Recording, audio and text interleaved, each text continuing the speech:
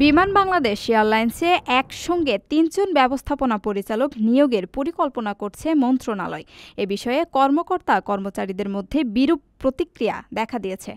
একই সঙ্গে থার্ড টার্মিনালে গ্রাউন্ড হ্যান্ডলিং সেবা অন্য কোনো অপারেটরের সঙ্গে ভাগাভাগি না করার দাবি তুলেছেন তারা। সিদ্ধান্ত পরিবর্তন না হলে আন্দোলনের হুমকিও দিয়েছেন। গত বৃহস্পতিবার রাতে বলাকায় বিমানের চেয়ারম্যান ও এমডি শেখ বশির উদ্দিন জরুরি বৈঠক করেন। বৈঠকে তিনি সেবার মান উন্নত করতে গ্রাউন্ড হ্যান্ডলিংয়ের প্রতিযোগিতা আনার কথা বলেন। কিন্তু উপস্থিত কর্মকর্তা-কর্মচারীরা বিষয়টির বিরোধিতা করে জানান, ৫৪ বছর ধরে বিমান এ সেবা দিয়ে আসছে এবং সরকারের সঙ্গে চুক্তি অনুযায়ী এখনও এই দায়িত্ব তাদের হাতে রয়েছে।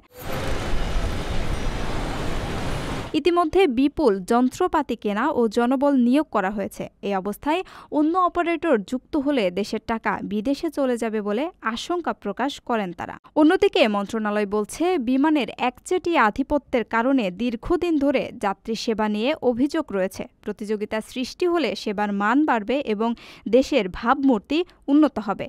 তবে বিমানের শ্রমিক সংগঠনগুলো জানিয়েছে, এই সিদ্ধান্ত কার্যকর হলে তারা কঠোর আন্দোলনে নামবেন।